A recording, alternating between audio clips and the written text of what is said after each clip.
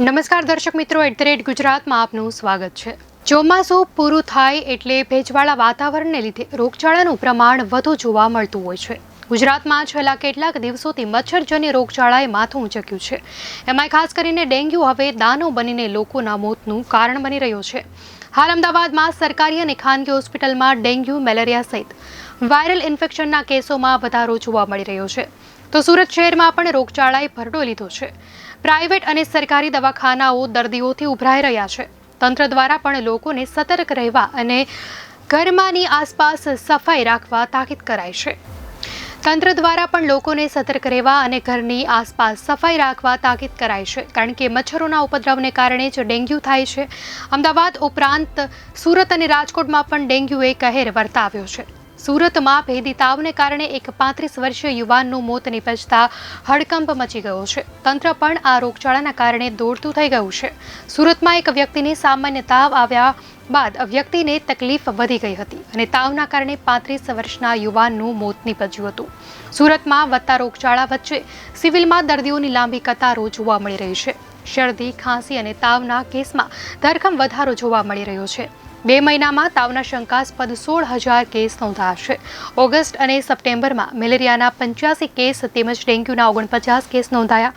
રોગચાળો વધતા સુરત પાલિકાની 686 ટીમ સર્વેમાં જોડાઈ છે। ઓગસ્ટમાં લોકોના ઘરોમાં સર્વે કરવામાં આવ્યો હતો, જેમાંથી 66,000 ઘરમાં બ્રીડિંગ મળી આવ્યા હતા। તો સપ્ટેમ્બરમાં 13 લાખ ઘરમાં સર્વે કરાયો હતો, જ્યાં 4500 જગ્યાએ બ્રીડિંગ મળી આવ્યા હતા। 2 મહિનામાં 39 લાખનો દંડ ફટકારવામાં આવ્યો છે। બ્રીડિંગ મળતા 9,000 લોકોને નોટિસ અપાઈ છે।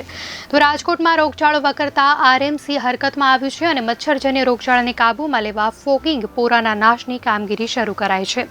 ડેન્ગ્યુ, મેલેરિયા, ચિકનગુનિયાના કેસમાં વધારો થઈ રહ્યો છે। રાજકોટમાં ડેન્ગ્યુના 29 કેસ, ટાઇફોઇડના 5 કેસ, મેલેરિયાના 2 કેસ, ચિકનગુનિયાનો 1 કેસ, સામાન્ય તાવના 739 અને વાયરલના 1,239 કેસ નોંધાયા છે।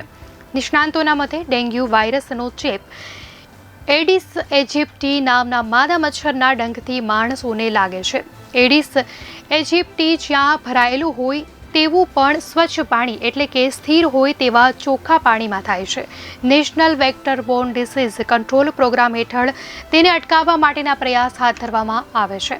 ચેપી મચ્છર માણસને કરડે તેના પછીના 5 થી 6 દિવસમાં માણસોમાં ડેન્ગ્યુ વાયરસના લક્ષણો દેખાય છે।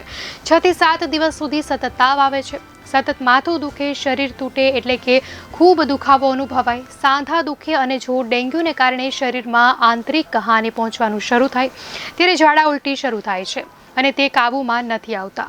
કેટલાક કિસ્સામાં આંતરિક રક્તસ્રાવને કારણે શરીર પર લાલ ચાઠા પડે અને ખંજવાળ પણ આવે છે।